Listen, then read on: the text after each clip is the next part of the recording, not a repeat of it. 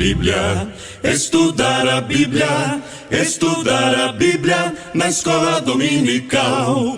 Estudar a Bíblia, estudar a Bíblia, estudar a Bíblia na escola dominical. Vem mais de Deus aprender, fortalece e faz crescer. É domingo de manhã na EBD. Os jovens aprendendo, adultos sim estão, também os pequeninos, as crianças. Que legal! Oh, que momento sem igual, cresce na fé e no saber. Vem com a família pra EBD. Vem com a família pra EBD. Vem pra EBD.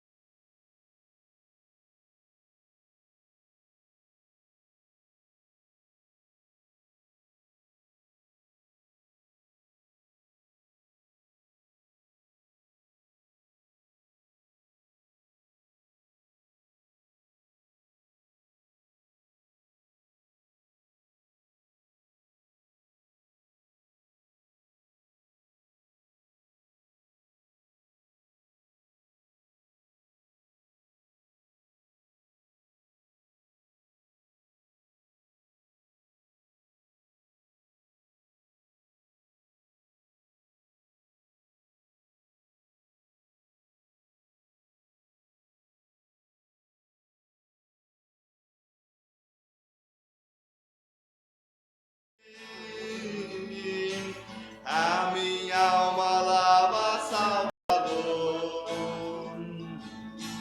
no teu sangue puro carmesim. Minha vida toma para ser Senhor, tua para sempre sim. Seja o meu tempo já consagrado em teu labor, que meus lábios, Jeová, falem só do teu amor. A minha alma lava, Salvador, no teu sangue puro carmesim. Minha vida toma para ser Senhor, tua para sempre sim. Toma, ó Deus, o meu querer, fazer o teu, ó Salvador, hoje habita no meu ser,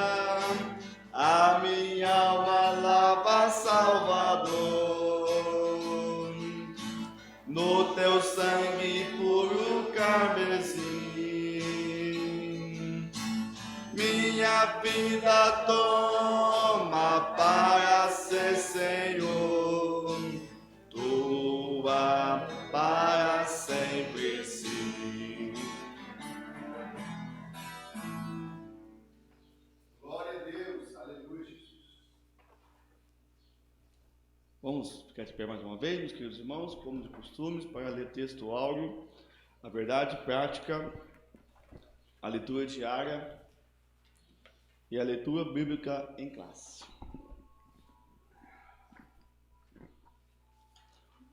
Um, dois, três. Texto áureo.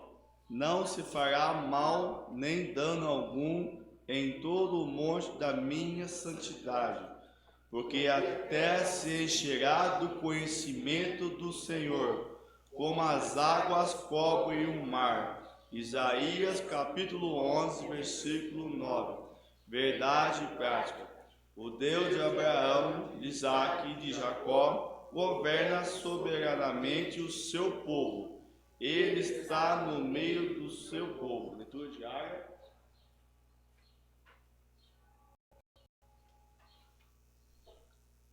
Segunda-feira, Gênesis capítulo 49, 1 e 2.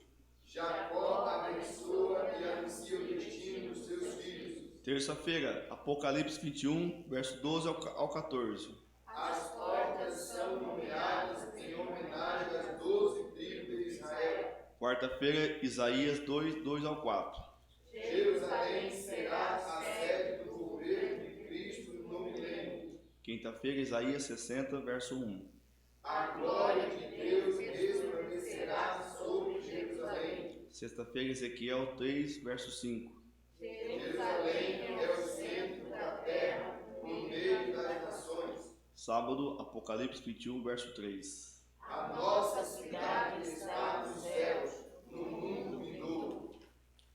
Leitura bíblica em classe, fica no livro de Ezequiel, capítulo 48, do versículo 30 ao 35.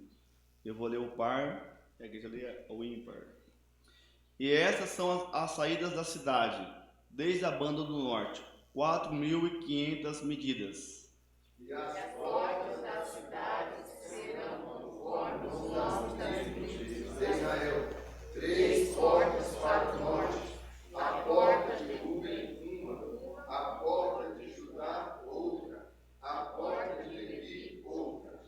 Da banda do oriente, 4.500 medidas e 3 portas, a saber, a porta de José, uma, a porta de Benjamim, outra, a porta de Dan, outra.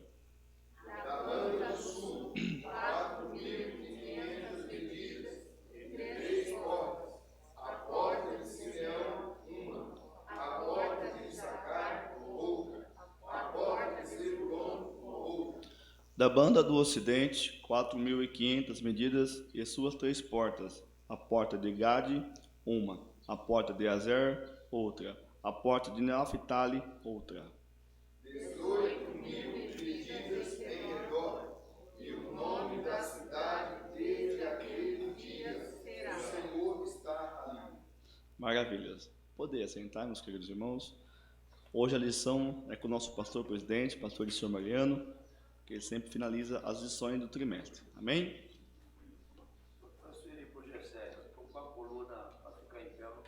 Tranquilo, pastor. Gessé, por gentileza, você foi convocada.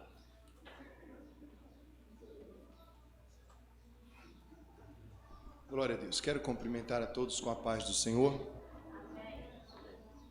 Estamos alegres porque, de fato, é mais uma oportunidade que o Senhor nos concede, uma vez que o ano se finda, e aqui estamos nós, mesmo em um número resumido, mas entendendo que Deus, Ele atenta para aqueles que o amam e o buscam. O título dessa lição fala assim: o Senhor estar ali, Jeová chamar, Javé chamar, Yavé chamar. As 3 formas que identificam a Deus desde o prelúdio das nações, do início da formação de todas as coisas. A primeira lição fala-nos sobre o livro de Ezequiel, o atalaia de Deus, onde que aprendemos acerca da função para a qual foi chamado Ezequiel. Segundo, vem o fim.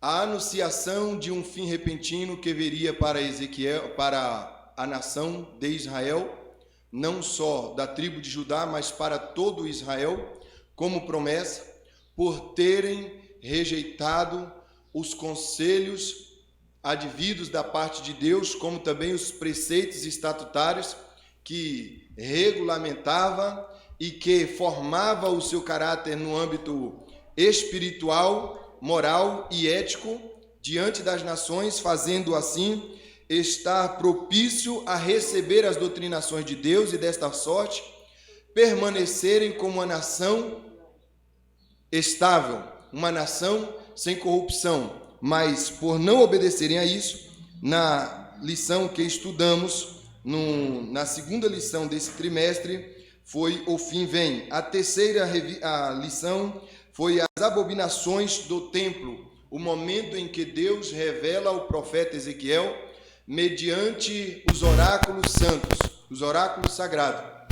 Ele faz com que o profeta adentre as recâmaras do templo, aonde que havia as contaminações de buscas de incensários, invocações que não eram diretamente a Deus, mas cultos que não agradavam, ou seja, oferta estranha, fogo estranho diante da presença de Deus. A quarta lição nós aprendemos sobre quando se vai a glória de Deus, que aprendemos que primeiro ela saiu do templo, depois ela saiu da cidade e, consequentemente, ela saiu na terceira etapa, ela saiu do meio do povo, assim perdendo completamente a presença de Deus no meio de Israel, o que gerou automaticamente a sua ruína.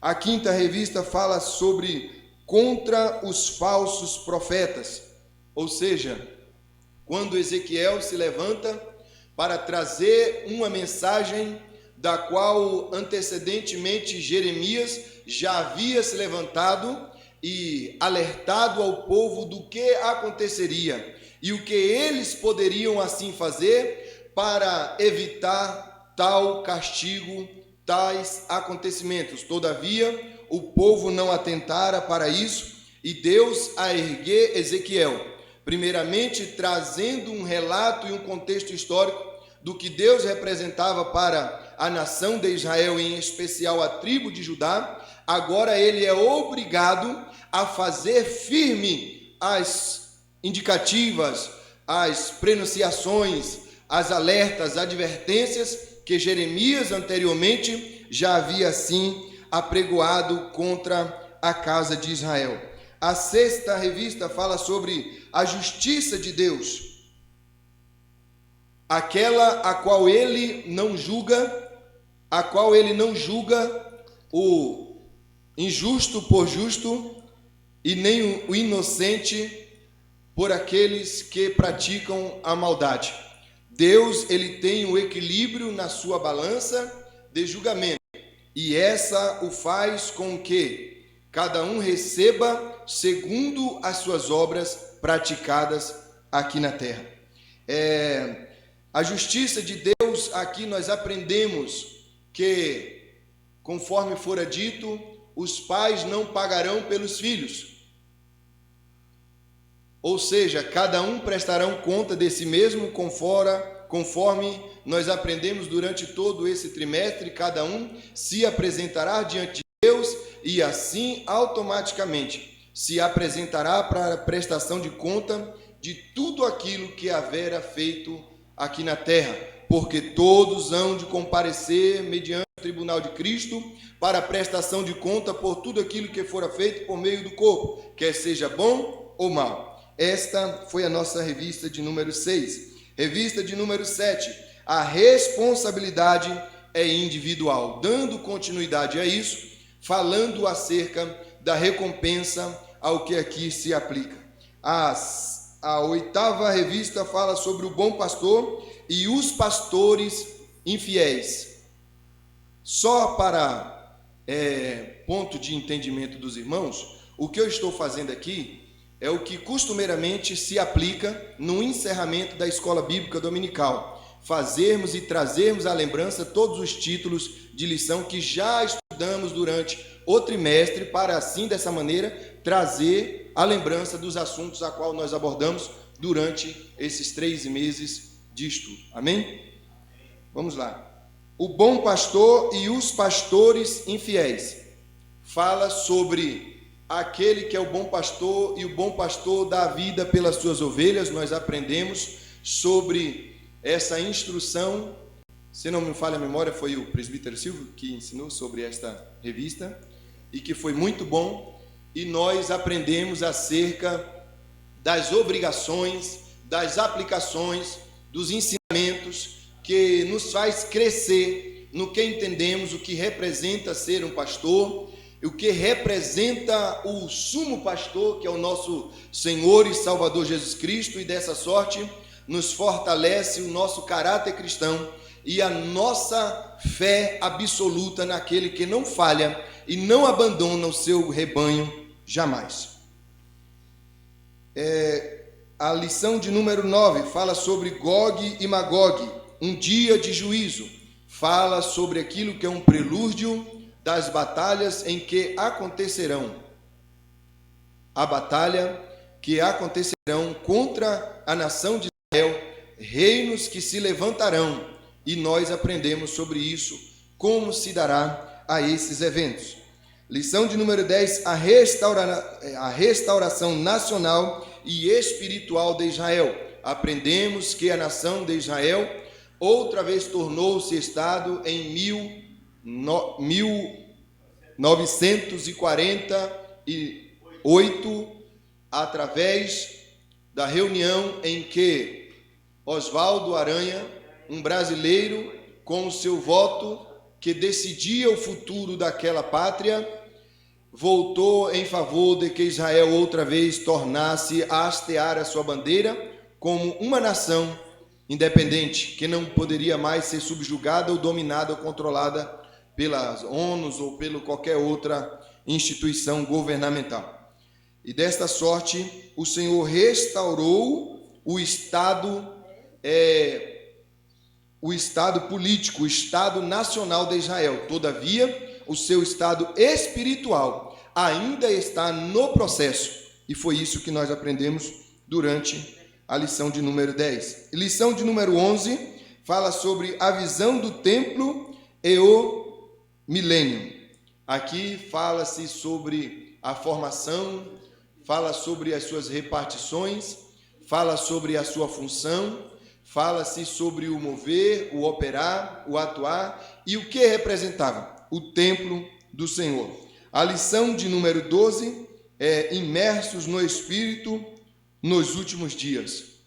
Está falando sobre o processo da busca em que é necessário a aplicação à nação de Israel, mas que nós, pela infinita e gloriosa graça do Senhor, já recebemos para as nossas vidas, e é isso que nos habilita para estarmos aqui nessa manhã, entendendo que é o Senhor que está no controle de todas as coisas. E aí agora nós vamos à lição de número 13, que é a lição com o tema O Senhor está ali.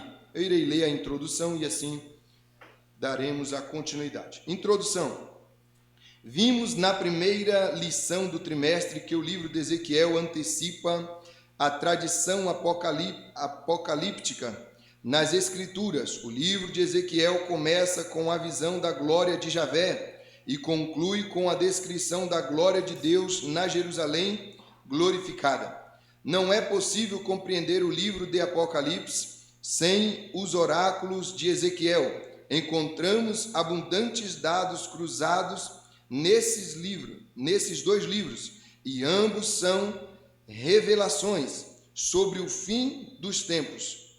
A presente lição encerra o trimestre estudando os aspectos da Jerusalém e do milênio, ou seja, um prelúdio, uma introdutória, vamos dizer assim, dentro do que nós aprendemos desde o início do trimestre e agora fechando com o momento em que o governo de Cristo na Jerusalém vindoura se manifestará no milênio e assim o seu cumprimento contido lá no livro de Apocalipse, aonde que João, nas suas revelações, vai, de igual modo como no caso de Ezequiel, dimensionar, falar acerca das medidas, falar acerca das portas, falar acerca dos nomes, falar acerca de todos os aspectos de formação, de criação, vamos dizer, de uma maneira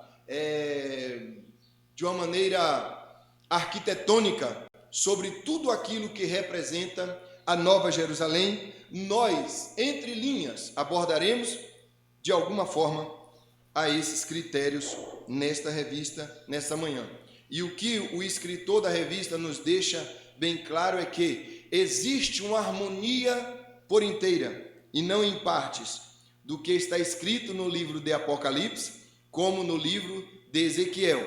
Desta sorte nós entendemos que tanto um como o outro eles descrevem segundo aquilo que é concebido pelos oráculos, que é entregue da parte de Deus para que eles possam trazer com tanta clareza, com tanto conhecimento acerca daquilo que haveria de acontecer. No processo, no estudo escatológico, você não consegue compreender as profecias, as revelações contidas no livro de Apocalipse, se antes você não tiver passado pelo livro de Ezequiel, que se nos seus dias parecia ser estranho alguém dizer que viam rodas que tinham dentro do seu interior outras rodas, e que essas rodas tinham asas, e que essas rodas tinham olhos, e olhos por dentro e olhos por fora. Aí você vai para o livro de Apocalipse e lá vai também dizer que havia um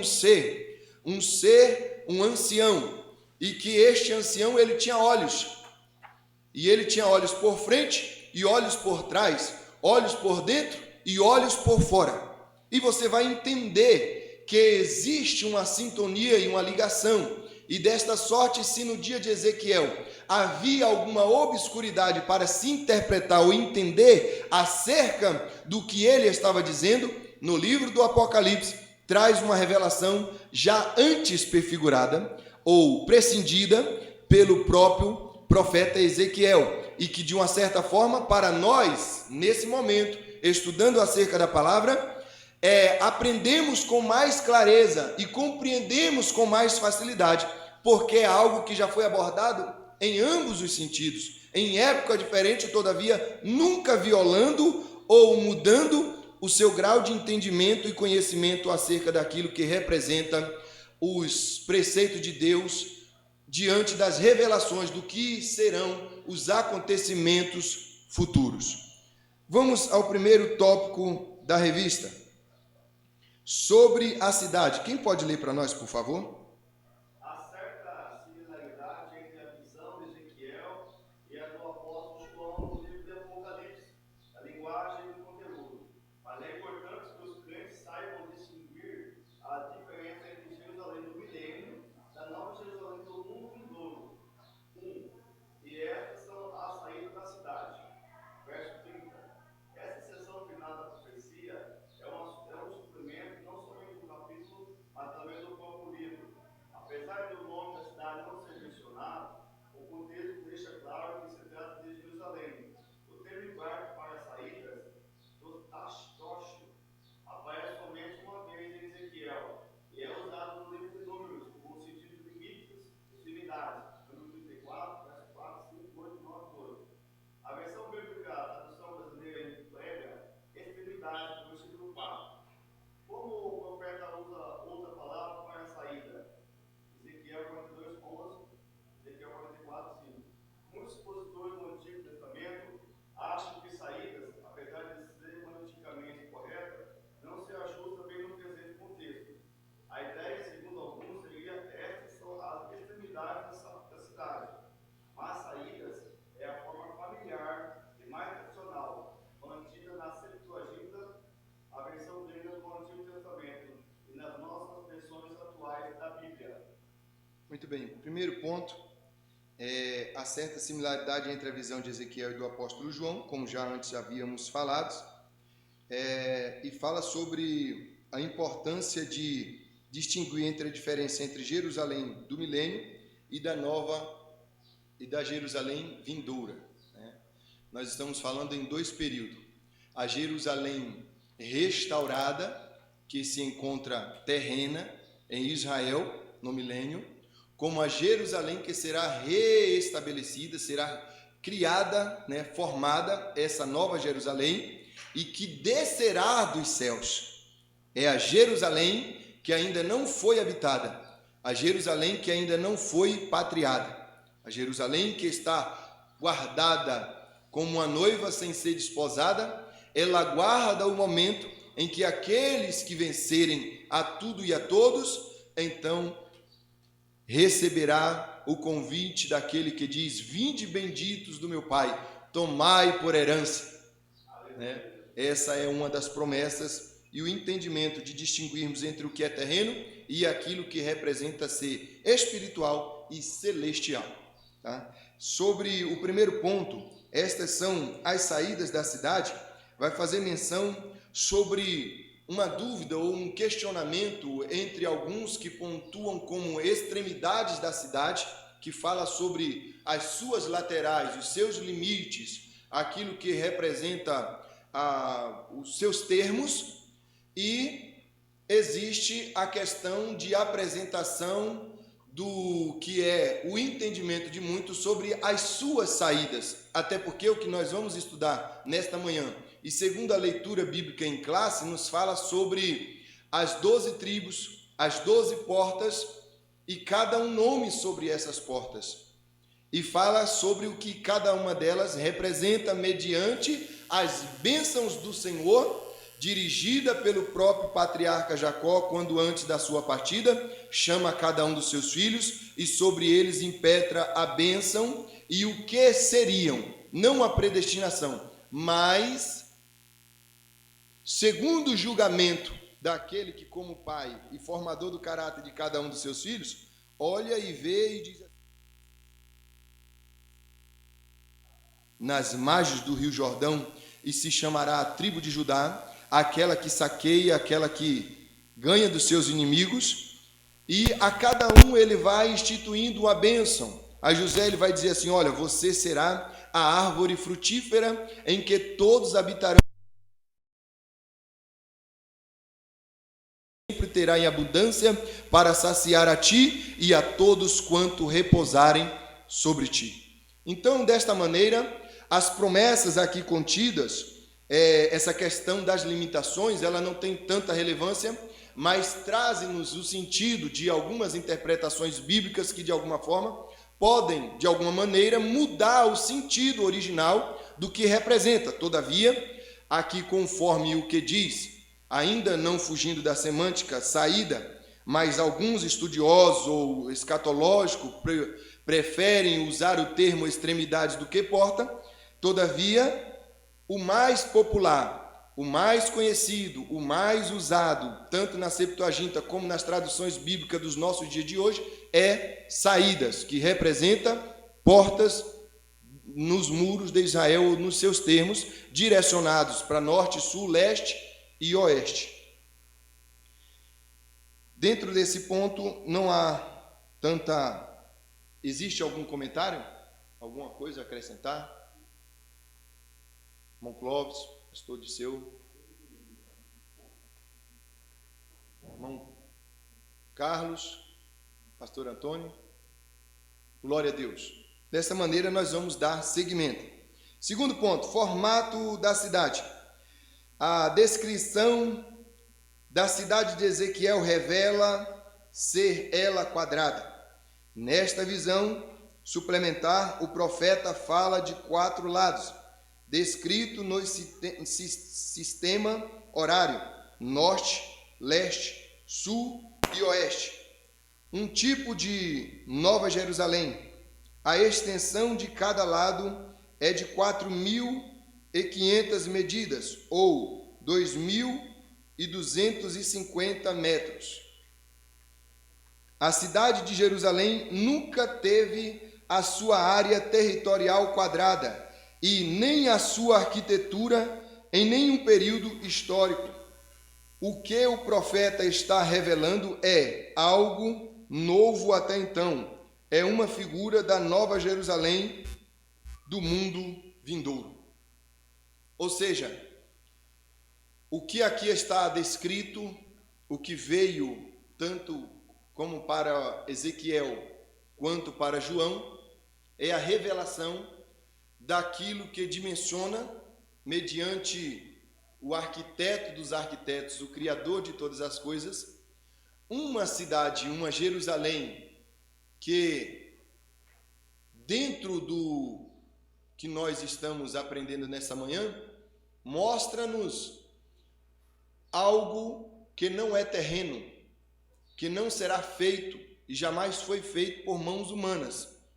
As suas dimensões, a sua criação, se nós aprofundarmos acerca do que representa a Nova Jerusalém, vai falar sobre as suas ruas de ouro, seus muros de jaspe, as suas portas de pérola, e segundo as medidas referente ao livro de Apocalipse, revela-nos que cada uma delas havia 60 côvados de largura por 60 de altura. Segundo as medidas de homem, as nossas medidas, a medir pelos judeus, que seria de 45 centímetros a 55 centímetros do seu cotovelo até o seu punho. Essa medida traz alusão de que teria uma medida de côvados, ela teria uma medida de 60 metros de largura, 60 metros de altura. Nós estamos falando de uma pérola. Quem conhece uma pérola maior que 1 centímetro de diâmetro? Seu tamanho de esfera? Eu não conheço. Mas nós estamos falando de um portão que cada pérola, não está falando que foram muitas pérolas juntadas para se fazer aquele portão celestial. Está se falando de uma única pérola para fazer cada parte do portão que representa aquela cidade. Você imagina a grandiosidade.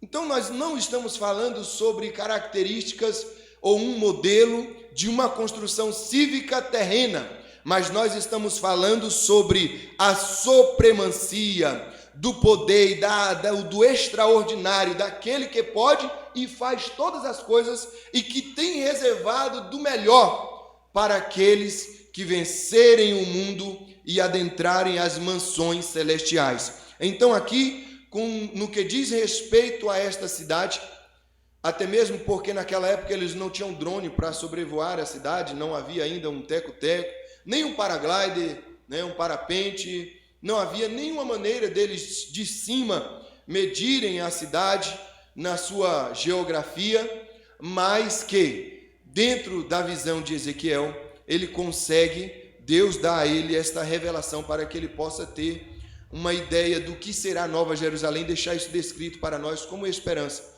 de que Deus ele se preocupa com os mínimos detalhes para aquilo que ele está fazendo para os seus servos. Muitas vezes parece ser incompreensíveis os desígnios de Deus, a forma dele trabalhar, a aplicação, o seu jeito de fazer e formar as coisas, mas dentro da sua onisciência e da sua onipresença, ele está sempre apto a fazer algo novo, para eu e você, de uma forma geral, sermos surpreendidos. Deus nunca vai fazer aquilo apenas que você pensa ou imagina. Ele sempre vai fazer algo acima ou além daquilo que eu e você imaginamos ou pensamos ser possível acontecer em nossas vidas. E é por isso que nós estamos aqui nesta manhã, porque nós adoramos a esse Deus que tudo pode, que tudo faz, e que em momento algum abre mão e deixa cair uma das suas palavras sem que antes elas se cumpram, para que o seu nome seja glorificado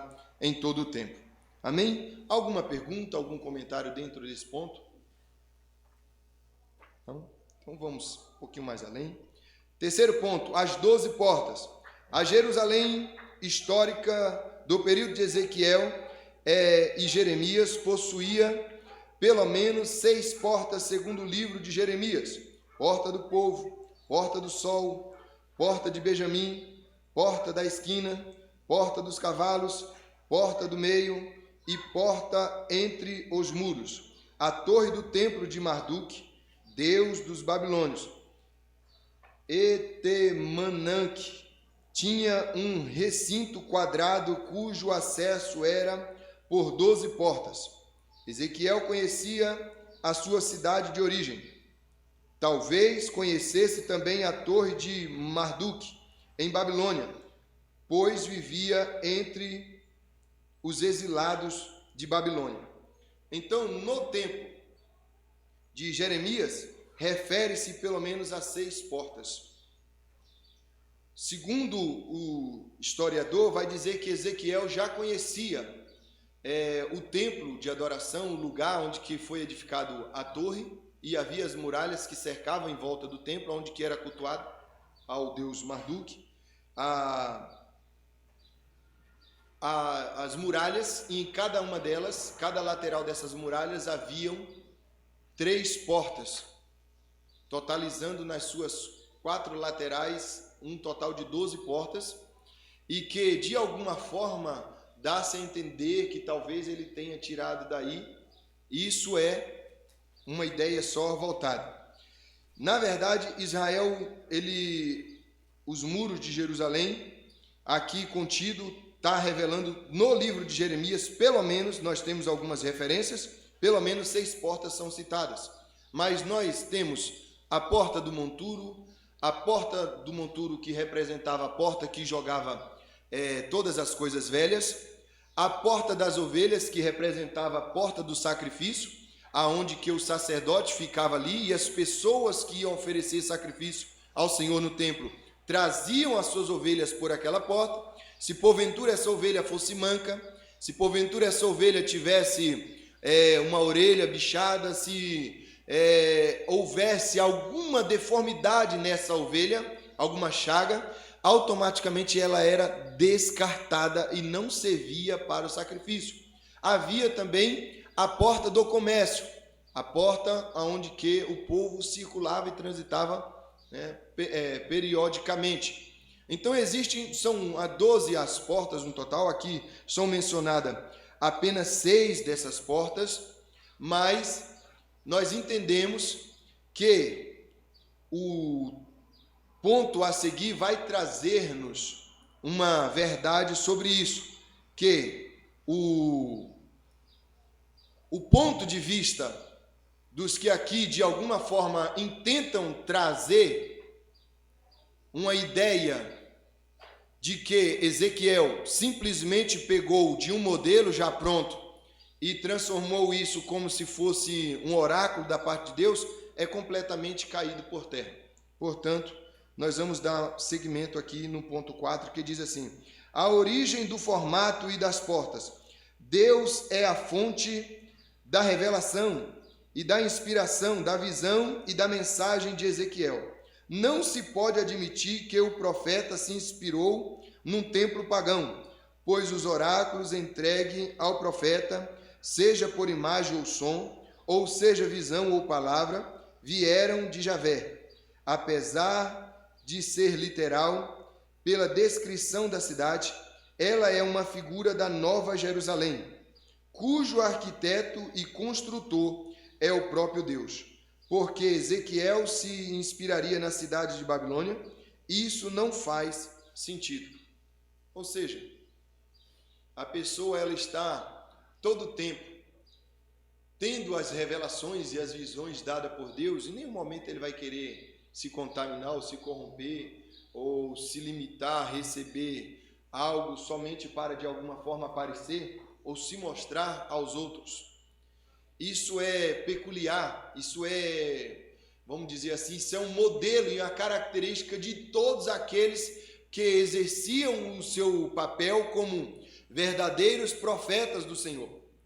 E o profeta Ezequiel, além de ser profeta, ele é da linhagem sacerdotal, o que ainda o faz ter um vasto conhecimento de que em momento algum ele poderia tomar impropriamente de determinada situação para poder se favorecer ou para acrescentar aos seus canons, né, aos seus pergaminhos, tal fato como sendo algo da sua imaginação ou criação de um mero modelo terreno. Não, aqui é inaceitável, é inconcebível a ideia de que Ezequiel, em algum momento, se apropriou de algo que os seus olhos tinham visto, ou de algo que as suas faculdades terrenas o havia lhe permitido conhecer ou entender, e daí então ele tornar isso como parte dos seus oráculos santos, da sua mensagem dirigida à nação de Israel. Pelo contrário, esta é uma revelação inspiradora dada por Deus. Quando nós vamos olhar ao profeta Natã, ainda sabendo que a sua cabeça estava a prêmio, quando ele chega até Davi e diz assim: olha, Davi, havia um homem que tinha apenas uma ovelha, e havia outro que tinha 100, e este que tinha 100 foi lá e pegou a única ovelha que aquele outro tinha, e matou e fez um banquete com ela. Eu pergunto para ti, qual o destino que deveria ser dado, qual o julgamento a este homem? E então ele diz assim: olha, com certeza que este pode ser até digno de morte, mas que, no mínimo, ele deveria restituir quadruplicadamente a ovelha daquele que não tinha. E então, o profeta Natã vai dizer assim: pois este homem és tu. Ele não estava se dirigindo a qualquer pessoa, ele estava se dirigindo ao rei, e ele tinha sua cabeça a prêmio, mas ele não mudou a sua mensagem simplesmente porque a sua cabeça estava a prêmio, porque ele estava levando uma palavra diretamente à autoridade constituída e ungida por Deus, porque ele tinha uma mensagem de Deus, e ele entendia que a mensagem que ele tinha para entregar a Davi era mais importante do que a sua própria vida.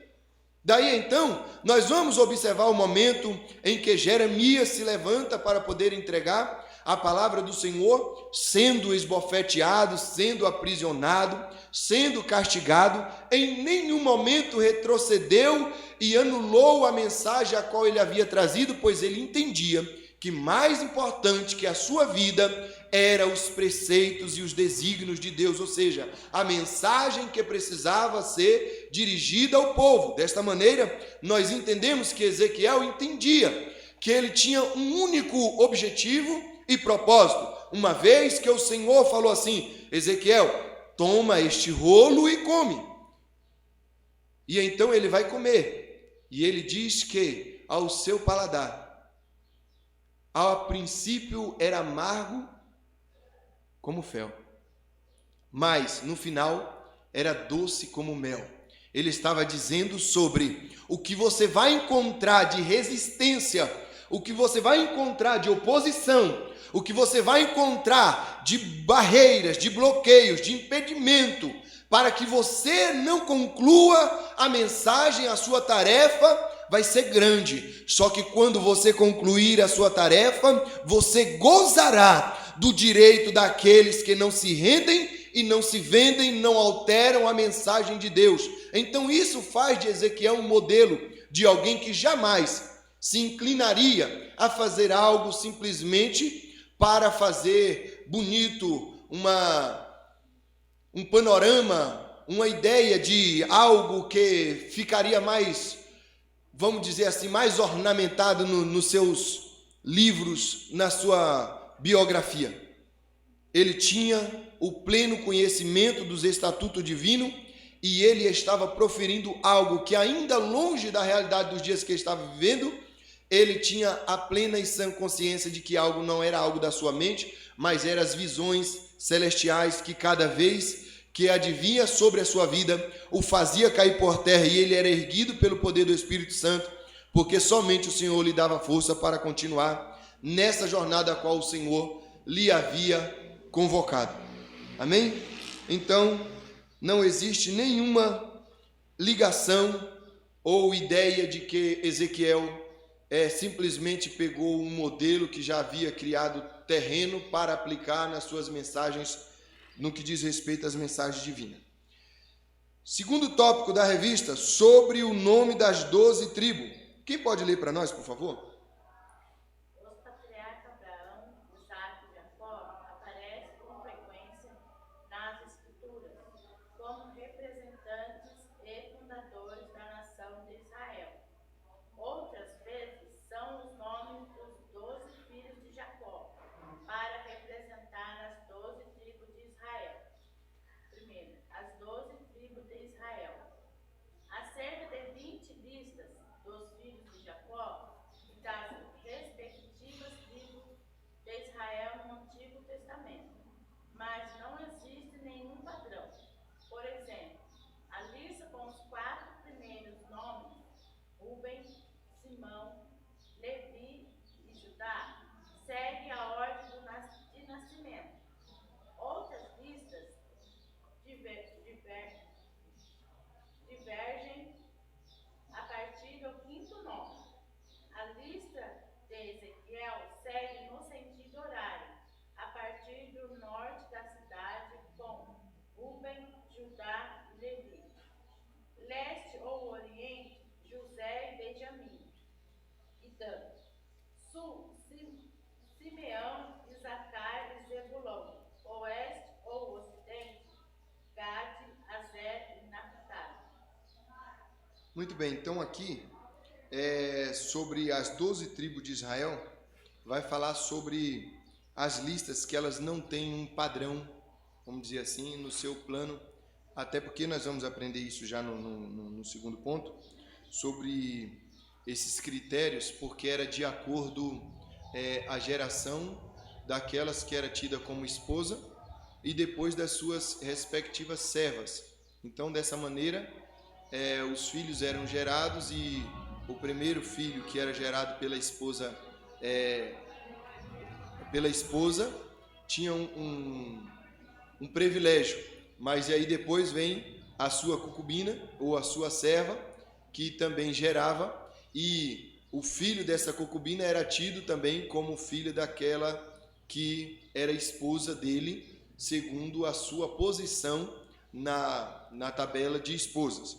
Nesse caso aqui, nós estamos falando de apenas 3 mulheres e, automaticamente, em algum caso delas, vai falar sobre as suas servas, que geraram também para que pudesse ter nome na linhagem de Jacó ou Israel.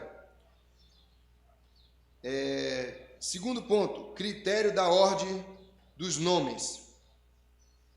Pelo relato do nascimento deles, a melhor explicação da ordem dos nomes parece ter sido o critério das mães dele, ou pelo menos uma tentativa. Leia e Zilpa, de um lado, Raquel e Bila, de outro. A diferença é que Naphtali é filho de Raquel por meio de sua serva, Bila, e esta, junto com Gade e Azer, filho de Leia, por meio de Zilpa. Toda escolha tem seu propósito, nada é aleatório. Os escritores bíblicos sabiam o que estavam fazendo. A questão é que nós desconhecemos esses critérios. Essa palavrinha que diz filho de Raquel por intermédio de Bila.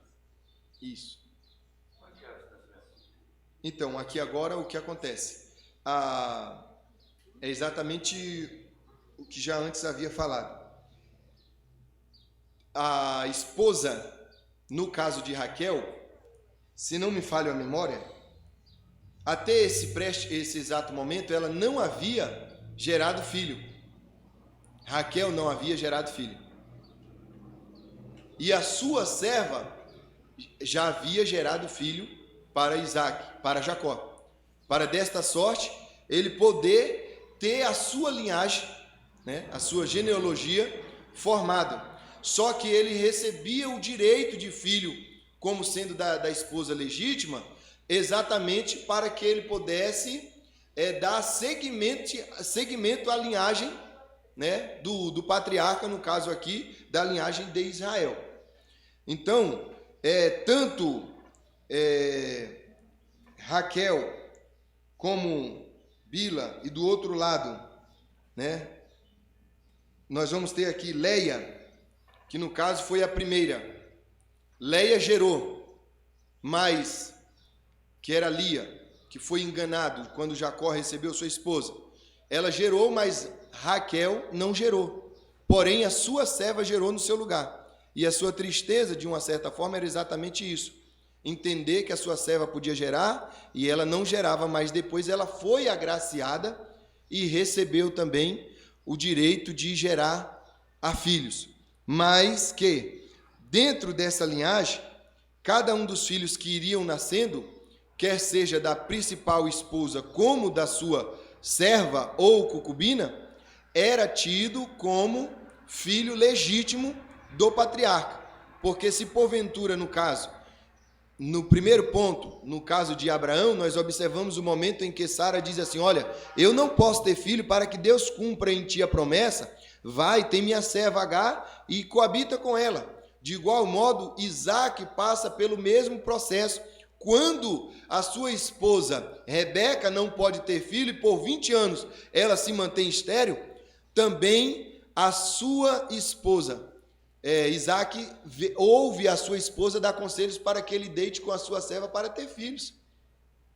Mas esse insistentemente ora ao Senhor, e a Bíblia vai dizer que 20 anos orou Isaac para que Deus abrisse a madre da sua esposa e desse um filho, e Deus, olhando do céu, lembrou-se de Isaac e fez lembrar da promessa que havia feito a Abraão e cumpriu em Isaac e fez com que a madre de Rebeca pudesse ser aberta. E desta sorte ela gerou filhos. Desta maneira, na casa de Jacó, da mesma sorte. A diferença é que, na linhagem de Abraão, um dos filhos foi tirado, anulado da promessa, da sua linhagem. No caso de Isaac, da mesma maneira. Mas no caso de Jacó, todos os filhos tiveram parte na herança, na divisão e na bênção, conforme ele, como patriarca, havia de proferir sobre os seus filhos, de impetrar sobre eles. Eu não sei se eu respondi, pastor, dentro do que o senhor queria, mas o senhor gostaria de comentar ou falar alguma coisa a respeito disso? Só tem uma palavrinha que eu vou apontar aqui, mas está correto. Tá. Tem algum? Irmão Miguel, está caladinho? Falar alguma coisa? Irmão Carlos, pastor Antônio? Hã? O irmão... Não? Presbítero Silva? Irmão Clóvis? Irmão Clóvis, quando ele abre a boca aí, tá. Glória a Deus. Então vamos dar seguimento. Terceiro ponto, propósito dos nomes. Mas vale ressalvar aqui, já eu sei que a gente tem que correr, mas é assim, é importante ressaltarmos aqui que nada é por um acaso. Aqui, tudo o que aconteceu, e o escritor, ele fala, os escritores bíblicos, eles sabiam o que estavam fazendo, até porque havia preceitos, ou seja, como um estatuto dado de Deus, logo que introduzido por Moisés, né, no Pentateuco, dentro do momento em que Deus dá as tábuas da lei, depois Deus traz o livro de Levítico com as informações, desde o culto, o regimento, até o comer de Israel.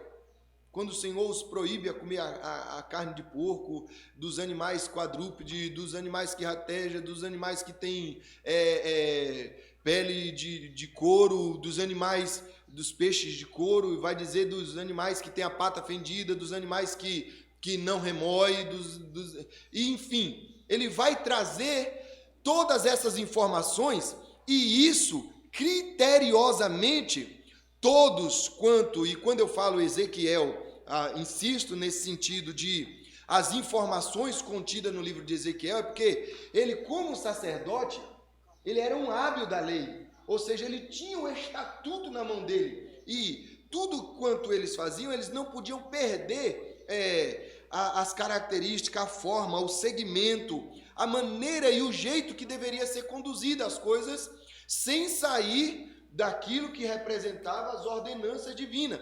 Então, se havia um profeta, e esse profeta ainda da linhagem sacerdotal, havia um conhecimento vasto, não só ele, mas como todos aqueles que vinham na linhagem tanto de sacerdote como de profeta, eles vinham com a ordenança dada por Deus, de trazer as coisas retamente, não para trazer confusão, não para fazer com que houvesse embaraço no meio do caminho, atropelar as coisas, mudar as formas ou jeito, não, cautelosamente.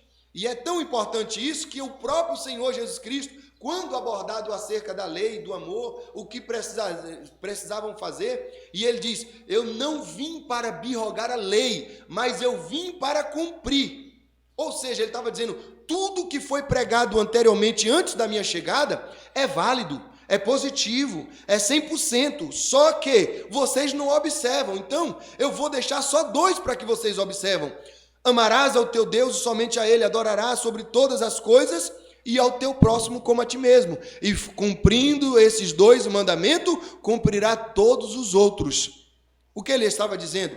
Eu não posso deixar de cumprir. E você vai observar em todos os evangelhos que cada acontecimento que está na vida do Messias, para que se cumprisse o que fora dito pelo profeta Isaías, para que se cumprisse o que fora dito pelo profeta Jeremias, para que se cumprisse o que fora dito pelo profeta Oséias, para que se cumprisse o que fora dito pelo profeta Joel. Por quê? Porque ele entendia que tinha que haver veracidade, não podia fugir do contexto, não podia fugir da realidade que representava a história de Israel.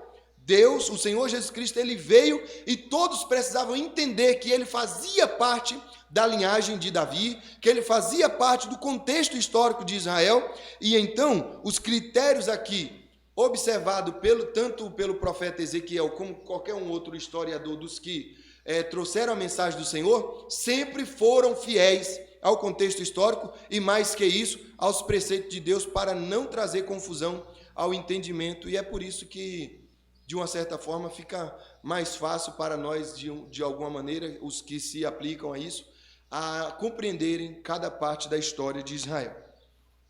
Há mais algum comentário, alguma pergunta? Não? Então vamos à frente. Terceiro ponto, propósito dos nomes.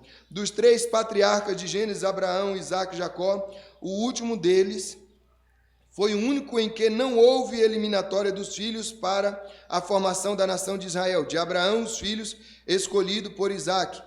Dos 2 filhos, de Abraão, o filho escolhido foi Isaque. De Isaque, o filho escolhido foi Jacó. De Jacó, todos foram incluídos na nação escolhida. Esses 12 filhos de Jacó deram os seus nomes aos 12 territórios na terra de Canaã, durante a partilha da terra, sobre a liderança de Josué. Assim, o propósito desses 12 nomes dos filhos de Jacó como representante das nações está claro também no éfode sacerdotal. E porás as 2 pedras nas ombreiras do éfode, por pedra de memória, para os filhos de Israel. E Arão levará os seus nomes sobre ambos os seus ombros, para memória de diante do Senhor. O nome nas 12 portas de Jerusalém milenial, bem como na Nova Jerusalém, tem por propósito a memória dos filhos de Israel. Isso é tão importante porque Deus ele pode até criar maneiras e jeito, mas ele não cria atalhos. Ele não cria atalhos para cumprir o seu propósito, não. Ele leva uma via reta. E é tão importante isso que se tem um mar vermelho, ele abre no meio. Se tem um deserto a passar, ele passa pelo meio. Se existe uma muralha na frente, ele faz ela descer abaixo. Se existe o Jordão, ele fende ao meio. Se há um rei maligno, ele vai exterminar. Não existe absolutamente nada que impede os desígnios de Deus. Ele faz conforme, segundo o seu querer, para fazer. Então, desta sorte, nós observamos que de Abraão ele vai gerar o Isaac, de Isaac vai gerar Jacó. Ele não vai usar um intermediário, a filha da concubina, a filha da serva, para poder ser o que vai reinar sobre a casa de Israel. Não, é da linhagem, é daquele que nasceu, sangue do seu sangue, né? Carne da sua carne, para poder fazer valer a sua promessa. E como estatuto disso, nós vamos observar que, desde o momento em que Deus chama a Jacó e eles vão, peregrina no Egito, sai do Egito, vão em direção à terra prometida, quando eles estão ali acampados à margem do Jordão, o Senhor chama Josué, diz: Josué, levanta, porque eu vou dar esta cidade a ti, atravessa, apressa-te para fazer o povo conquistar a terra qual eu prometi aos teus pais. E depois de atravessar o Jordão, conquistarem ali, antes de atravessar o Jordão, o Senhor fala assim: agora vai e tira 12 pedras do fundo do rio Jordão, e com eles do outro lado edifica um altar em memória de Israel, como estatuto de que eu estou fazendo valer a minha promessa, a qual eu fiz ao meu servo e amigo Abraão. Ou seja, e de lá para cá, a todos os cantos, se você observar os símbolos mais importantes nos termos de Israel, quando Samuel ergue um altar ao Senhor e ele pega aquela quantidade de pedras para poder também representar a fidelidade de Deus aos seus servos, nós vamos observar o momento em que Elias, quando está sacrificando ao Senhor, no momento em que depois dos profetas de Baal se cortarem, bagunçarem tudo e não conseguirem atrair a sua presença, ele invoca a Deus, mas antes disso, ele vai pegar 12 pedras e vai edificar um altar, representando as 12 tribos de Israel. Ou seja, ele não estava naquele momento na legalidade de uma única pessoa invocar a Deus a favor de um propósito, mas ele estava invocando a intervenção de Deus, não por alguns ou em algum momento a favor da sua vida, mas quando ele pega aquelas 12 pedras e ele expõe elas ali, ele estava dizendo: aqui, Senhor, está as 12 tribos de Israel, eu estou invocando pela promessa que tu fizeste a essa nação. Então, desta maneira, existe um vasto entendimento, existe uma vasta investigação acerca dos preceitos de Deus no que diz respeito a cumprir as suas promessas mediante as tribos de Israel. Aí não quieta somente por aí. Nós vamos observar que agora ele vai dar nos ombros do sacerdote, eles têm que levar a pedra com o nome das tribos de Israel, o altar erguido com as 12 pedras representando as tribos de Israel, como um estatuto perpétuo de que Deus chamou a Israel, e as 12 tribos representam a sua promessa, e ele não abre mão. Deus não abriu mão em momento algum. Houve um momento em que somente a tribo de Judá ficou como remanescente, conforme vai dizer lá no livro de Isaías, e também Oséias vai falar sobre o único remanescente, a única tribo que quase acabada e destruída depois de voltar do cativeiro, ainda se dispôs a invocar a presença de Deus, mas ainda assim Deus não rejeitou por completo a Israel. Deus estava disposto a cumprir a sua promessa, e então ele diz assim: não, meu estatuto é perpétuo, a aliança que eu fiz com Abraão, eu não vou quebrar ela, de maneira alguma. Então o povo se corrompe, o povo se distancia, o povo se afasta, mas Deus permanece fiel. Ele chamou a as 12 tribos de Israel, e ele então, com essas 12 tribos, eles as põe como estatuto perpétuo. E até nos projetos vindouros ele diz assim: não, ficará como memorial. A nação de Israel, com as 12 tribos, ficará como memorial. Ou seja, eu vou fazer cumprida a minha promessa, no passado, no presente e no futuro. Até a Nova Jerusalém terão os 12 nomes das 12 tribos de Israel. Só para Deus provar o quanto ele é fiel, quando ele faz uma promessa com alguém, ele não quebra. Os anos passam 1000 anos se passaram, 2000 anos se passaram, 3000 anos se passaram, 4000 anos se passaram, e Deus permanece fiel ainda com as suas promessas, dizendo: não vou quebrar a promessa. Como estatuto perpétuo, ou seja, não tem fim. É uma aliança de Deus com Abraão, e a nação eleita por ele levará o seu nome em cada uma das portas daquela cidade. Então Deus, ele é fiel e poderoso, e ele cumpre. E tanto na Jerusalém memorial, a Jerusalém terrena, que se formará lá em Israel, no governo milenial, como na Jerusalém vindoura, haverá o nome nas portas da cidade, com as 12 tribos de Israel, porque este é um estatuto perpétuo do Senhor. Amém? Vamos lá. Terceiro tópico, o Senhor está ali. Esse é o novo nome da cidade de Jerusalém, depois de sua purificação e restauração espiritual, sem deixar lembranças da idolatria, prostituição e violência. O nome Jerusalém não conseguiu deletar da memória do povo as abominações do passado, por isso esse nome precisa ser mudado. Aqui fala sobre a necessidade de a mudança de nome. Engraçado é que cada vez que Deus chama o homem para um propósito dentro da sua presença, ele muda o nome, entre aspas, dado a situação, a circunstância, as características do que traz esse nome. É importante entendermos isso. Quando Deus chama Abrão, no original, Abrão significa pai das estrelas. Só que quem é pai das estrelas? E a chama cada uma pelo nome? Deus. Então ele diz: Abrão, você não é pai das estrelas, mas eu vou mudar o seu nome para Abraão, e tu serás chamado pai das nações. De um ventre estéril, tu serás chamado pai das nações.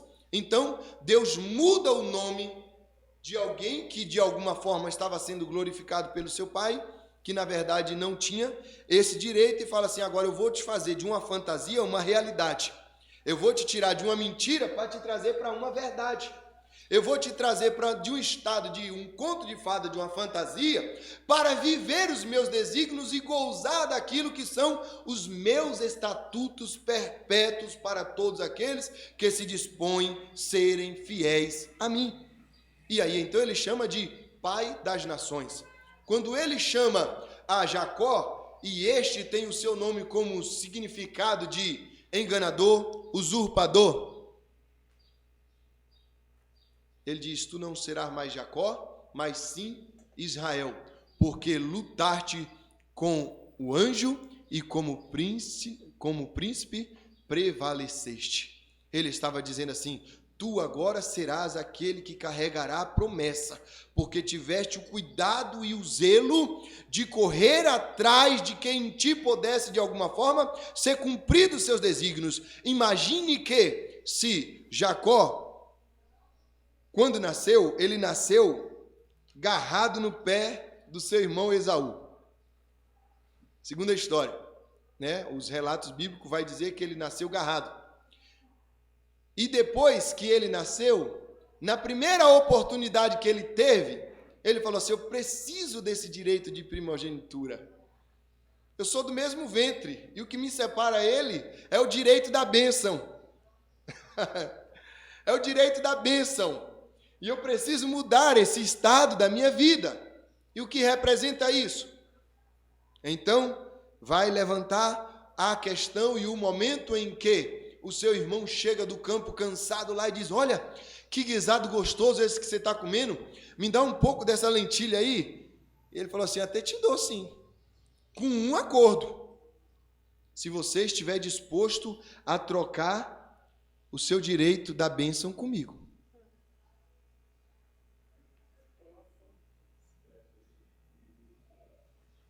Esse ato de Jacó, mediante, porque a Bíblia diz o quê? Que se com a sua boca confessa, para perdão, né? e aquele que confessa e deixa alcança a misericórdia. Diz que não é o que entra pela boca, mas o que sai da boca que contamina o homem, e que pelas suas palavras será levado a juízo.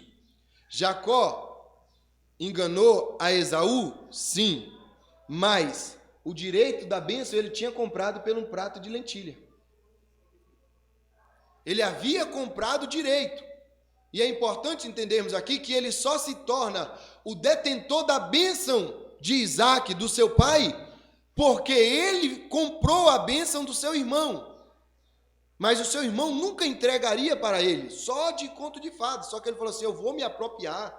E a mãe dele deu aquela forcinha lá para que ele pudesse realmente receber. E o que faz de Jacó o detentor das promessas e ser o patriarca da nação chamada Israel é exatamente este ato. Ele é perdoado, ele é absolvido, e daí agora o seu nome é transformado e ele dá seguimento à história, porque Deus muda o nome dele de um enganador, ladrão, usurpador, porque ele tomou o direito de posse da bênção. O seu irmão Esaú chega até o seu pai e diz, olha pai, está aqui, mas para quem eu dei a bênção? Você não já recebeu? Não, pai, eu fui preparar o guisado conforme o senhor mandou. Não, mas veio, porventura não foi o seu irmão Jacó que me enganou? E ele diz, mas pai, o senhor não tem duas bênçãos, o senhor não tem outra bênção para me dar? E ele diz assim, infelizmente não, meu filho, a bênção que eu dei para ele era a única que eu tinha. Tem muita gente vendendo a sua bênção e depois o resultado no futuro é decepcionante, né? Tem a oportunidade de mantê-la, mas troca ou vende por qualquer coisa. Mas que nós possamos manter-se esperançosos, crendo que no momento certo chegará o cumprimento da promessa, e que é isso que nos levará à eterna glória do Senhor. A necessidade de trocar o nome é exatamente porque Israel,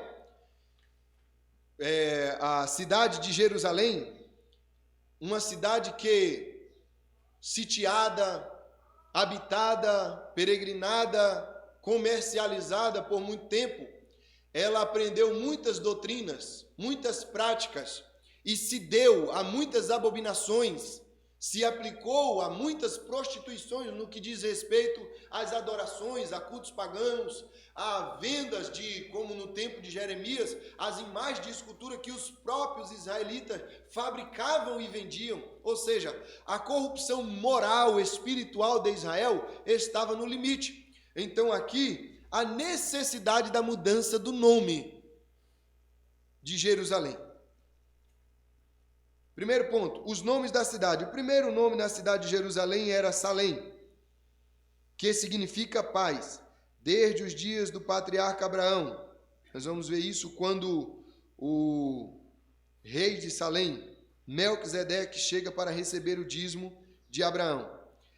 Ela foi chamada também de Jebus, que estava sob o domínio dos jebuseus, e só foi conquistada por Davi depois de alguns séculos da conquista de Canaã, e chamada também da cidade de Davi. Ela é também chamada de Sião e de Ariel. Jerusalém é o nome mais conhecido e significa cidade de paz, mas esse nome não aparece num suplemento da profecia de Ezequiel. A cidade é identificada pelas características ali apresentada. Ela é chamada em Apocalipse de Arraial dos Santos, a cidade amada. Então ela terá o seu nome, depois de já ser chamada de Jebus, Jerusalém, a cidade de Davi, cidade de paz, Ariel, ela terá o seu nome transformado. Até porque o Senhor fez uma promessa, que quando esse nome for trocado, nela não entrará mais incircunciso, não entrará mais nada que contamine a cidade.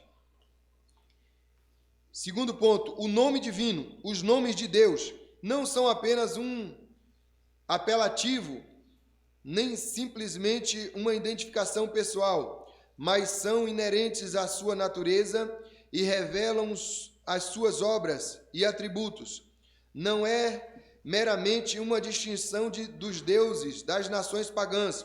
O nome revela o poder, a grandeza e a glória do Deus Todo-Poderoso. Além de mostrar os atributos dele, o próprio Deus se identifica a si mesmo como Hashem, o nome. Quando a Bíblia faz menção do nome de Deus, está se referindo ao próprio Deus. Haverá um lugar que escolherá o Senhor vosso Deus para ali fazer habitar o seu nome. Deuteronômio 12, 11.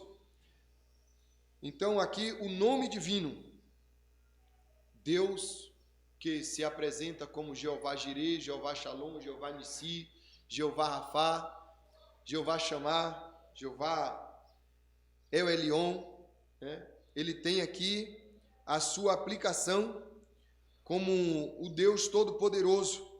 O significado, a sua representatividade faz distinção às suas obras, seus atributos, diferente das nações pagãs. Não é apenas como os deuses daquela época que eles invocavam e continuavam invocando e nada acontecia. Mas as suas culturas lhe davam essas crenças para assim o fazerem, como nos dias atuais ainda muitos o fazem. Todavia, o único Deus capaz de ouvir e responder às nossas orações é o Deus Todo-Poderoso, em que o seu nome, quando apresentado a Abraão, diz: mas Senhor, qual é o seu nome? Quem és tu? E ele diz: eu sou. Quando Moisés vai se apresentar a Faraó, e ele pergunta: Senhor, como eu vou me apresentar diante de Faraó? O que direi lá? Diga: eu sou, me enviou. E então ele se apresenta. O seu nome é tudo, representa tudo, faz tudo. O nome dele não está gravado simplesmente numa parede, numa placa ou numa imagem de escultura. Não. O seu nome tem que estar gravado dentro do nosso coração, inclusive dentro do nosso DNA. Segundo a ciência, Yod-He, Vav-He, né, que são as iniciais do nome de Deus, que é o WY, né, que vai estar no DNA do... Não sei se eu posso dizer o cromossomo humano, mas não quero falhar aqui, mas que está impregnado. São as 4 letras que definem o DNA humano, que representa as características da criação, do Criador de todas as coisas na nossa natureza humana, desde a nossa interioridade, ou seja, desde da nossa formação, da gestação até ao consumo dos dias enquanto aqui habitamos. Mas o nome de Deus está em todas as coisas. E uma pessoa que só depois de muitos anos eu vim admirar, por conhecer a sua história, o que a mídia de uma certa forma privou a muitos, mas os que o tiveram a oportunidade de ouvi-lo falar ou leram alguns dos seus livros podem entender.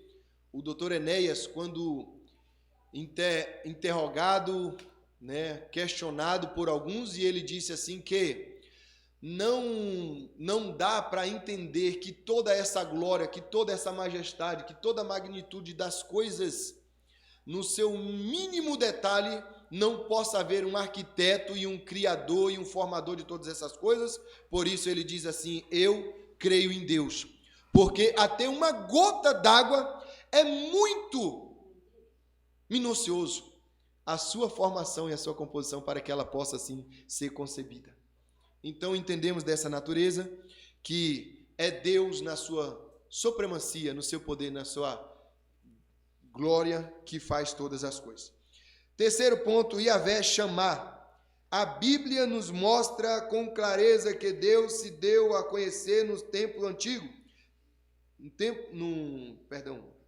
nos tempos do Antigo Testamento por vários nomes inerentes à sua natureza e às circunstâncias da sua revelação. Para Abraão, ele apareceu como a provisão para o sacrifício em lugar de Isaque, seu filho, com o nome Yahvé Jireh, ou Jeová Jireh, Javé Jireh, que significa o Senhor proverá, Deus proverá, prometendo livrar os filhos de Israel daquelas pragas e enfermidades que sobrevieram aos egípcios.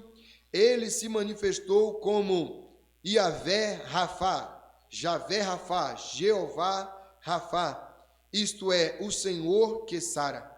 Entre outros nomes, mais o nome divino, Yahvé Chamar, Javé Chamar, Senhor, isto é, o Senhor estar ali. É o novo nome dada à cidade do milênio. O objetivo é desassociar o nome de Jerusalém com os pecados do passado. Ou seja, ele sendo Deus, sendo Criador de todas as coisas, segundo o livro do Apocalipse, vai dizer assim: e ali não haverá noite, e não precisará de luz. Por quê? Porque ele mesmo será o sol da justiça, que brilhará e alumiará a cidade. Entendemos que a cidade glorificada, que agora, sobre o nome divino, agora as suas características e a sua aplicação na cidade, trazem-nos a lembrança de que, desta sorte, ele que se manifestou como o Senhor que sara, o Senhor da providência, o Senhor que livra, agora, ele vai dizer que ele é o Senhor que está ali. Jeová Chamar. O Senhor está ali, ele é o próprio Senhor que estará na cidade. A cidade levará o seu nome. Não haverá mais lembrança de Jerusalém, dos seus tempos de glória ou de desfortúnios, dos seus tempos de prevaricações ou dos seus tempos de pompa, aonde que estava estabelecendo os cultos em memorial a Deus. Agora não, na Nova Jerusalém, chamará a cidade do Deus, cidade de Deus, cidade amada, aonde que levará o seu próprio nome. O Senhor está ali. Ele mesmo será o nome da cidade.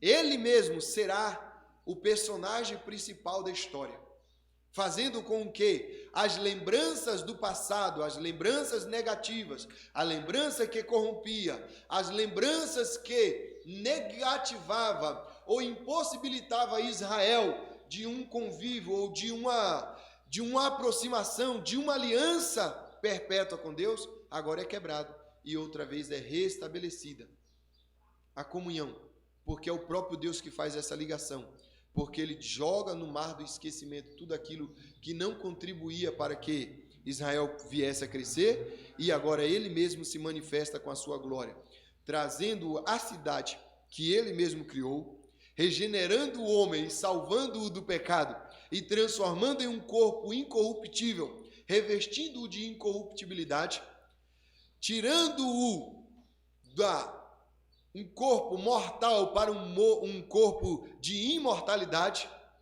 e agora dando-lhe o direito de povoar a cidade, da qual ele mesmo criara, e agora da qual ele mesmo é o nome da cidade. Ele é o provedor da cidade, ele é o cuidador da cidade, ele é o zelador da cidade, ele é que promove todas as coisas, porque a sua glória que está manifesta ali, e todos quanto vencerem terão o direito, não só como Israel, mas como todos aqueles, conforme o apóstolo Paulo fala, acerca das grandezas e das glórias do Senhor. Então, que nós, hoje, considerados ou sendo chamados nação eleita do Senhor, porque nós se tornamos já não mais escravos e nem servos, mas como filhos, herdeiros de Deus e co-herdeiros de Cristo, temos o direito de minar aquela cidade celestial, se nós permanecermos até o fim. vencendo, tendo o conhecimento de que Deus, com os seus estatutos, jamais deixará cair as suas promessas, mas ao contrário, no tempo vindouro, cumprirá a sua promessa. E quando a Jerusalém terrena cessar o seu sacrifício, cessar o seu exercício terreno, a Jerusalém celestial baixará, aonde que eu e você estaremos lá para juntos adorarmos e glorificarmos o nome santo do Senhor. Que Deus, na pessoa de Cristo, possa nos abençoar. E eu quero, assim, desde já agradecer a minha oportunidade, deixar a conclusão para o pastor Cristiano estar fazendo. Deus abençoe. Muito obrigado.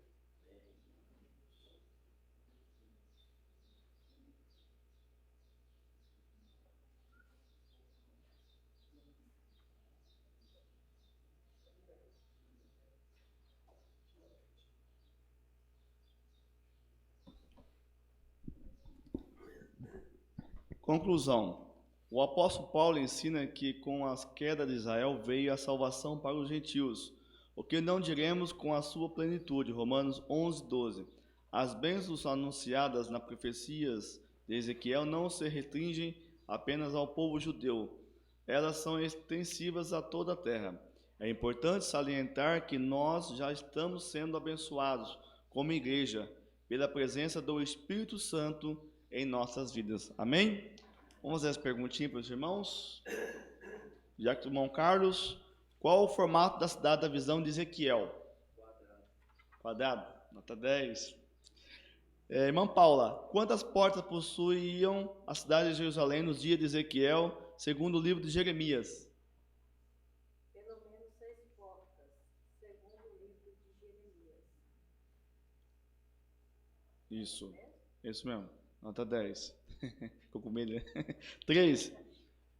Irmã Eunice, qual o propósito do nome das 12 tribos de Israel nas portas da cidade? O nome das 12 portas de Jerusalém, milenar, bem como na Nova Jerusalém, tem por próprio a memória do filho de Israel. Nota 10, irmã Eunice. Pastor Antônio, quais os nomes de Jerusalém no período bíblico? Salém, cidade de Davi, Ariel e Jebus. Amém. Nota 10. Presbítero Silvio, por que no milênio de Jerusalém será chamada Javé Samá, o Senhor está ali? O objetivo é dissociar o nome de Jerusalém com os pecados do passado. Amém. As crianças.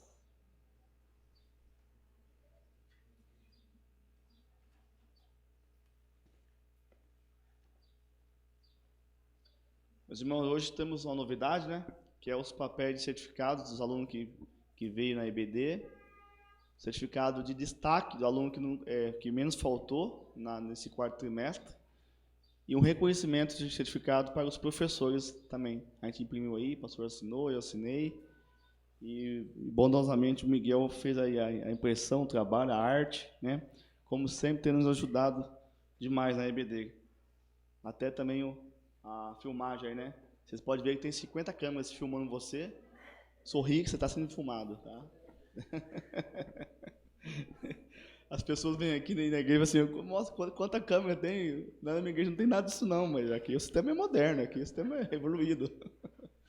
Ai, Deus. Vamos lá, nossas crianças. Pode fazer a parte. Memorizando. Ele não nos abandonará. É Deus misericordioso e não destruirá, nem esquecerá a aliança que fez com nossos antepassados e que jurou cumprir. Deuteronômio 4:31. João Miguel, o que você aprendeu nessa manhã?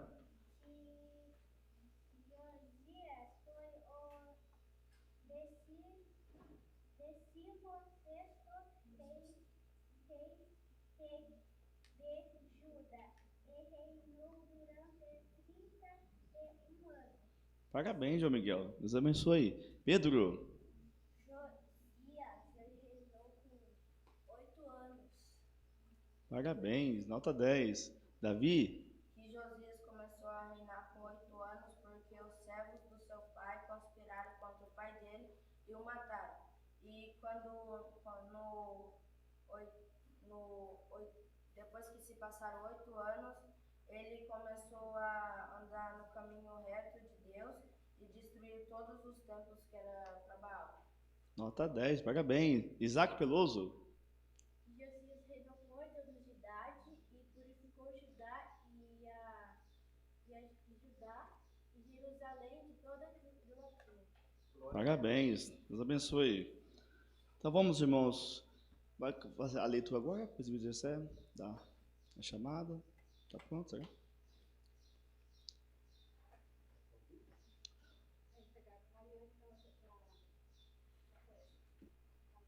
Nós vamos fazer a leitura da frequência de chamada, tá?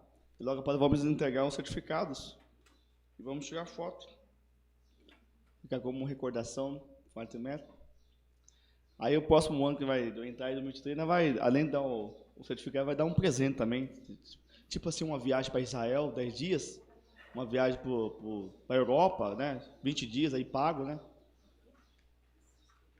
Pago pela igreja, pela Sabesp, né? Aí tudo certo.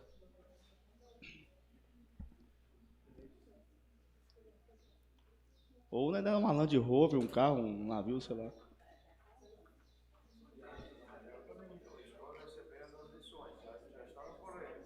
O pastor já está com as lições, está no correio e está recebendo as lições, tá bom? Ele vai entregar mediante o pagamento, tá? É R$15 de professor, né, professor? R$15 de professor? Quem pagar primeiro, né? E as alunos deve ser 13 ou 12. 11 do aluno, né? É 15 de professor e 12 de aluno, tá bom?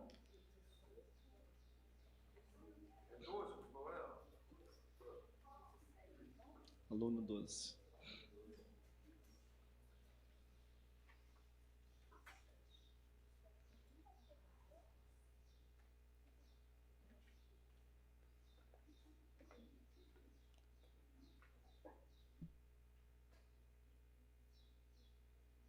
Então vamos entregar aqui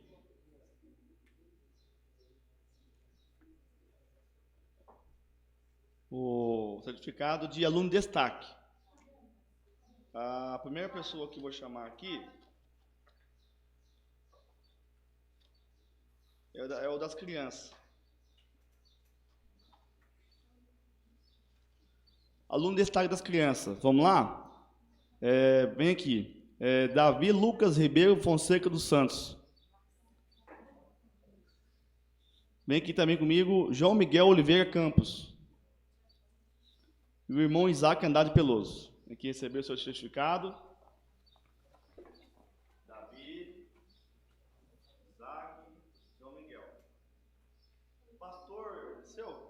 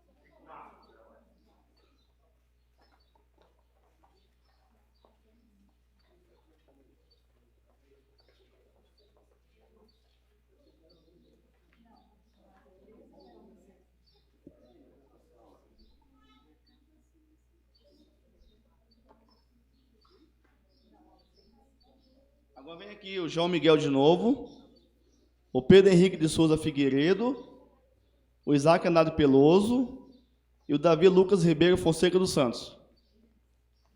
Esse aqui é o certificado de aluno, tá? De aluno. Ó. Vocês vão com o quadrinho lá na vaninha, tá? A vaninha vem lá.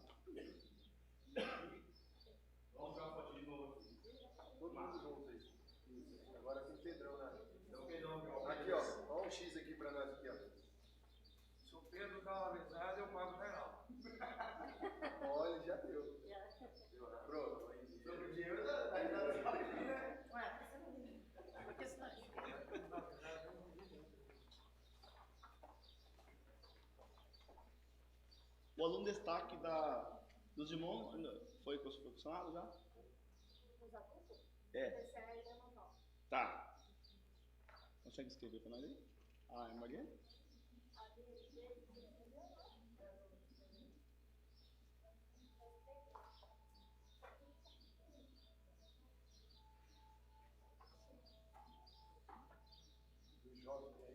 Tem, dos jovens tem. Então eu vou entregar dos jovens. Então, o aluno destaque dos jovens é a irmã Mariana. Vem cá. Você teve um só, né, Mariana? É só o seu só, né? Não, da Andressa também tem. Ah, da Andressa é como... Deixa a Mariana pegar. Com os jovens? Ah, é? Você quer sua professora? Olha aí na câmera, olha lá também, na frente também tem foto. Mas dá um sorriso aí, que senão não tá. Pagar o sorriso, né? A Andresa tá escrevendo aí, né, Andresa? Agora, como aluno, Mariana, Andresa e Emily. Emily Marina Vieira da Silva. E a Andresa destaque. Vem aqui, Emily, Andresa, Mariana.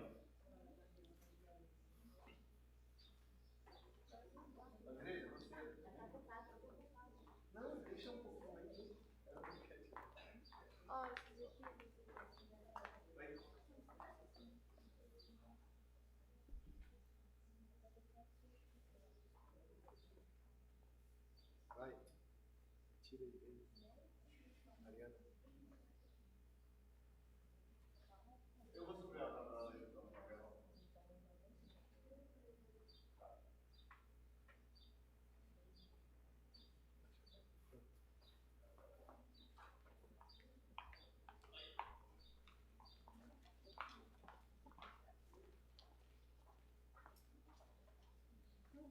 Aluno de destaque dos adultos e das irmãs, a irmã Paula Márcia Pessoa Fonseca dos Santos e o aluno homem Gessé Ribeiro dos Santos. Coincidiu o casal, né? Pode vir aqui à frente. Aluno de destaque é a pessoa que não, quase que não falta, tá?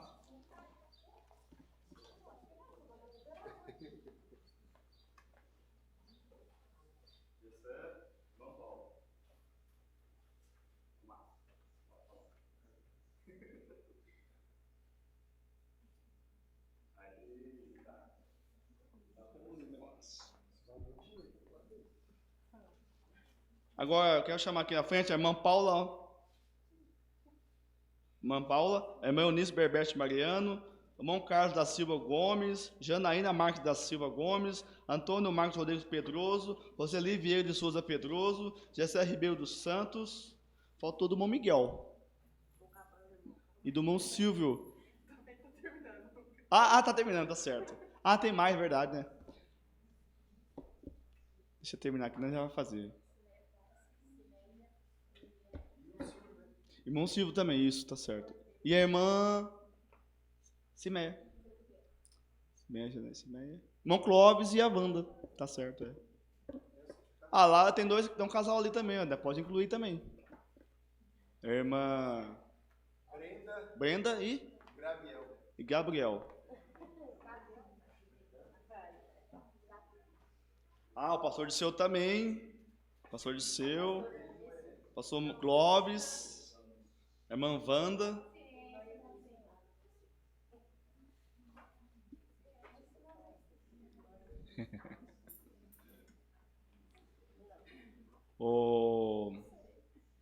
Aí a Mariana tira foto aí pra nós, né? Não, ele vai fazer parte. Ah, do Miguel, verdade. Irmão Silvio Ramos Figueiredo, irmã Wanda Alves Tavares, irmã Cimer Cordeiro de Oliveira, irmão Clóvis, pastor de São Mariano, irmã Paula, irmã Eunice, Carlos, Janaína, pastor Antônio, Roseli, Gessé e irmão Miguel. Vem aqui até a frente, vamos tirar uma foto. Você vem aqui também? Não quer? Ô, irmã Brenda, Gabriel, vem aqui também tirar foto. Pode vir. Vem, Dimitri. O fotógrafo não morde, não. Vem aqui, ó. Meninada fica aqui embaixo, aqui, ó. Todo mundo aqui, ó. Tá campagem. Mulher fica na frente, então fica atrás. Faz uma fila aqui, ó. Os homens ficam aqui e as crianças ficam embaixo. As meninas abaixam aí vocês. Vamos fazer uma selfie bem bonita aqui. Lá, Miguel. Deixa eu pegar aqui, senão fica feio sem o certificado. Silvio, depois tem o reconhecimento dos alunos, dos professores, tá? Aí é outra foto já. Ô, irmã Siné. Eu posso bater foto? Peraí, eu só rapidinho, deixa eu só entregar. Fica bonitinho. O pastor de seu tá aqui. Segundo o pastor de seu, então. Irmã Paula. Irmã Eunice de novo. Pegou dois aí, é dobrado a porção. Irmão Carlos. Irmã Janaína. Roseli, irmã Gessé. Vamos lá.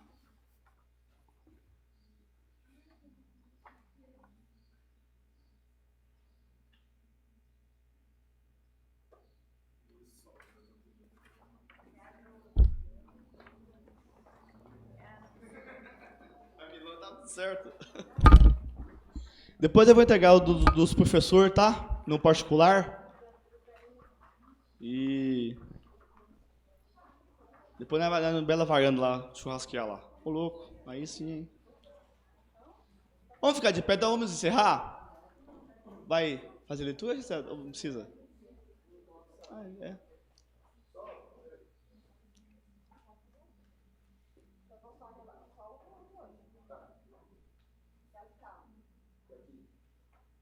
Vem aqui fazer para exibir o então fazer essa leitura. Só para nós entendermos aqui, porque é importante, com certeza, o ano que vem a gente vai estar todo mundo mais habilitado, vai ficar maravilhoso. Mas nós temos aqui, ó, classe dos juniores, matriculados 11, ausente 6, presente 4, visitante 0, total 6, Bíblia 1, revista 4, ofertas não houve. Jovens, matriculados 14, ausente 11, presente 3, visitante 2, total 3, Bíblia 3, revista 3, oferta não houve. Adultos, matriculados 51 ou 57, irmão, aqui? 57, ausente 41, presente 16, visitantes 2, total 16, Bíblias 14, revista 14, oferta R$3,50. Total geral, matriculados 82, ausente 58, presentes 23, visitante 4, total 25, Bíblias 18, revista 21, ofertas R$3,50. No domingo anterior nós tivemos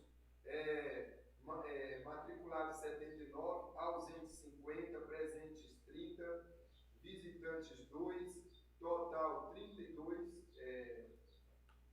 total de assistente 32, Bíblias 28, revista 32 e oferta R$16,10. Então a ideia é de que Deus abençoe, que a escola, cada vez nós tivemos aqui, ó, o total geral de hoje, com 82 matriculados. Só que nós precisamos trabalhar em cima disso aí para trazer esse povo e fazer com que o negócio... Vamos orar então? Vamos ficar de pé. Presbítero Silvio, vem aqui orar. Fazer o fechamento. Deus abençoe todos que estiverem aqui, tá? E um feliz ano novo, feliz Natal, feliz Páscoa, feliz Dia dos Pais, tá?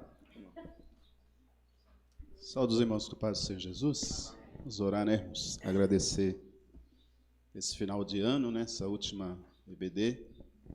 E dar glória a Deus, né? Porque estamos aqui, isso é muito bom, né? Isso é motivo de vitória, né? Para o povo de Deus, né? Meu Deus e meu Pai, queremos tão somente, Senhor, sem palavras, meu Deus, para agradecer, Jesus, por este ano, meu Pai, de aprendizado, por esse ano, ó Deus, de crescimento. Muito obrigado, ó Deus, por cada um, Senhor, aqui presente. e aqueles que não puderam estar aqui por algum motivo de viagem, de época, mas Tu o sabes, Senhor. Abençoa, meu Deus, ainda por esse final de ano, dando, Senhor, e concedendo as promessas, Senhor, que tenhas feito, que ainda é tempo de nós recebermos em 2022, Senhor, da saúde e da paz. Nós agradecemos pela nossa família, pela saúde, meu Deus, que deste ao Teu povo, por ter confirmado a chamada, Senhor, de muitos obreiros, de muitas irmãs, de muitas crianças. Que Deus abençoe a direção do ministério, abençoe o nosso presidente, nosso irmão pastor Disseu Mariano, com sua família, com toda a direção da igreja, a vice-presidência, a diretoria deste ministério. Nós agradecemos em nome de Jesus. Amém.